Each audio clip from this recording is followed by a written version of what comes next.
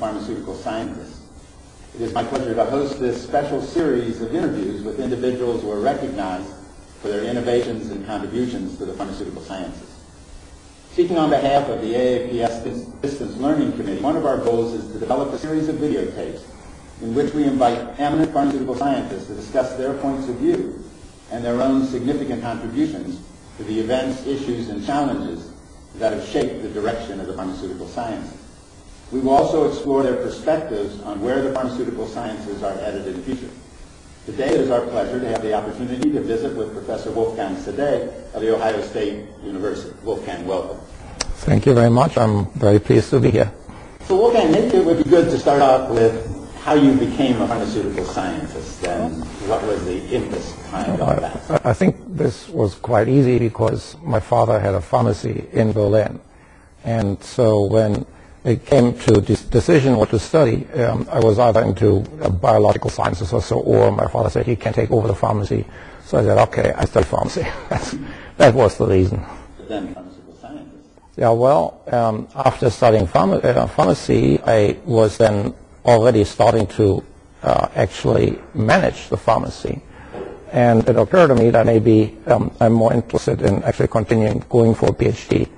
Or the German equivalent thereof, and then I couldn't see myself immediately go back into the pharmacy, and so I decided to apply for fellowship. At that time, there were NATO fellowships, and I had the idea of maybe geography was more important than science. So I said San Francisco is a good idea, and I looked it up, and I saw Sid Riegelman, and so Sid was already an eminent scientist, very well known. He's one of the fathers of pharmacokinetics. And so I decided to write him a letter and say I would like to do a project there. I get my own stipend, which I did.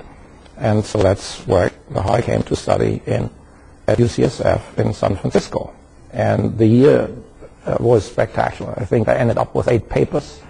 I worked with a number of now also eminent other scholars, including Sid, namely Neil Castagnoli, Bill Traeger. Bill Gowan was to mention because he was calling into the mass spec. That was a wonderful new mass spec there that could do extremely high resolution, unknown until that time. So I got exposed to all these things, and that got me hooked on pharmaceutical sciences. What was your training? What was your PhD training? My PhD training, this was the first step in always looking for something new because I looked for a PhD father who would do something unusual. And I came across Karl Bayer, who was the very first to study drug metabolism in Berlin, in all of Berlin. And at the time, drug metabolism was really, nobody really knew what it was, actually. So I was outside the university in a toxicology lab, and we decided to study the metabolism of nitrazepam, benzodiazepine. And so, of course, when I had to do synthesis, I had to synthesize all the metabolites, and then I had to prove that they're there, and the biological fluid, and the usual. And that led me into new areas. And from there on out, I decided that if I stay in science, I only want to do what I'm interested in. And I've suffered because of it. Because very often I was interested in things that nobody else was interested in. But it helped me always redesign my goals in science and to come where I'm now. So let's pursue that, because I know in your early career you were looking at anti-cancer agents, and now you're into different areas. Why don't you tell us a little bit about your research area? Right. Well, initially when I was with all you guys at UCSF, the pharmacokinetics crowd and the mathematically oriented type of research, and I decided that was not it for me. I liked it, I learned from it, but at the time I was also more chemically oriented, so I started doing a lot of chemistry work, mass spectrometry. We did very interesting analytical development. I took over in San Francisco then when I came back from Germany, actually, took over the drug level monitoring lab, which Sid wanted to develop, and which helped clinical pharmacy to get actually drug levels so they can interpret this in terms of dosing and optimizing therapy for the individual patient. So that already set a little bit the long-range goal. That's where I'm right now. That's really my main goal, is personalized medicine and individualized therapy. But At the time, it was more analytical, and then I became more and more interested in the molecular mechanisms. So it's molecular pharmacology. We started opioid work, receptor mechanisms, and that was eminently fundable at that time, and it's progressed through many, many years until now, where I have a number of patents running in this area. We actually have founded a company, and we want to bring the compound into clinical trials. So that was a long-range development. But at the same time, I did many other things as well, because I always was interested in many things, and so it distracted me.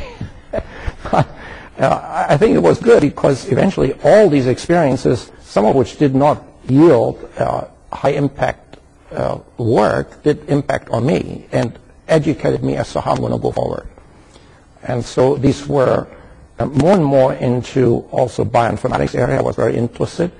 I figured that 10 years before the human sequence was, the genomic sequence was actually done, that it will happen during my time, and I better start thinking what I'm going to do when that happens.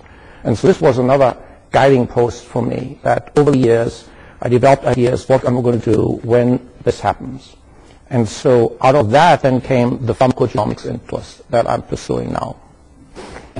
One of the most significant things that you've done for AAPS is the founding of pharmaceutical research. And why don't you give us a little history of that? Yeah, that was, I was on sabbatical during a stage of my life where I wanted to do molecular mechanisms, opioids, and so on. So I was on sabbatical in Munich, and a German company, Eminent, came to me and said, well, we want to develop a new journal, and why don't you be edited together with several other people? And they wanted to call the journal Recent Development and Further Assessments of Pharmaceutical Sciences, and so on and so on. And it titled this long. So I'm not interested. But I said, well, maybe what's really needed is to create a journal that can pull everything together, but it has to be very succinct. And the only name that was left over was Pharmaceutical Research. So it has to be succinct, it has to be comprehensive, and they really went for it. So Pharmaceutical Research it was. So I was made editor of the journal from the beginning, with some co-editors in pharmaceutical technology, which I really didn't know anything about. And so that's how it started. However, it was exactly at the time when new journals were no longer saleable to the libraries, just because there's a new journal. It was just abruptly stopped. So Eminent could not sell the journal. And so they wanted to abandon it after 2 or 3 years. So I looked for another partner. Actually, I was thinking about financing it myself to get it over to bridge it. But I looked for another partner. There was then Plenum at the time. But it was clear to me that alone with this new development that libraries don't have money, you cannot get the journal to blossom. And so that's where I happened to talk to you about the possibility that when AAPS was formed under much tumult, that in case that the Journal of Pharmaceutical Sciences would not make it in the transition, that maybe there's the Journal of Pharmaceutical Research that could be substituting for it, and it would be a fresh start. And so I did not push this too much, because I did have respect for the established journal. On the other hand, there's a great thing to be said about establishing a new journal.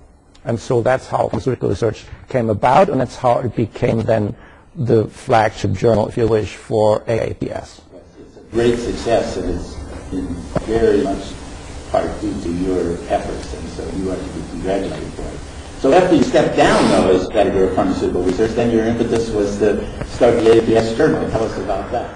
Well, there were difficulties in the whole pharmaceutical literature. I think has suffered, and it still needs to evolve further. There are difficulties insofar as the AAPS did not really and still does not own the journal. They're big enough, they want to own it. There were difficulties with the publisher at the time. No compromises were easily possible, particularly because at the time the publishing industry did not realize that they have to begin to do really partnership with the association, with the professional association. That was not the case yet. And because of that, in order to safeguard the interests of AAPS, the Executive Council decided to generate a new journal. And it was the Pharmaceutical, which then was contested by the APHA in terms of the name. It was renamed, and so it had a few problems in this. But it was decided to go forward, and then it was decided, that was a number of years ago, to do it only electronically, only online, which at the time may have been a good decision, but I think we have underestimated collectively, all of us, the difficulties in establishing an online journal, not to speak of any journal at all, but an online journal only online. The technologies to be developed and so on, it took many, many years to actually address these issues, and I think we're still evolving. Let's turn to your academic career as a mentor. You've had many outstanding students that have come through your laboratory, both at UCSF and Ohio State. You want to give us a little idea of your philosophy and what you look for and what you're trying to accomplish in interacting with your students? Yeah, I find that looking back, the interaction with my students has been the most rewarding of all, because one goes through an academic life cycle of each student. They would come to the lab, and you have to first re-educate a student, and instead of taking all information in, to actually reversing a process and actually letting some ideas come out. This takes about 2 years and one depression in between. But guiding a student through that and allowing the student or the graduate student or even the postdoc to get through this exercise and be on their own and doing it, and then taking their own credit for that as well, was, I think, the most rewarding. And that really led to very good relationships. I tended to, because I always look for different projects, I tended to attract also some pretty strange fellows. And or strange, not strange, they were just different in their interests. So no wonder that we did experience all kinds of different things. Like some of the students, or quite a few, actually turned out to be really stellar students.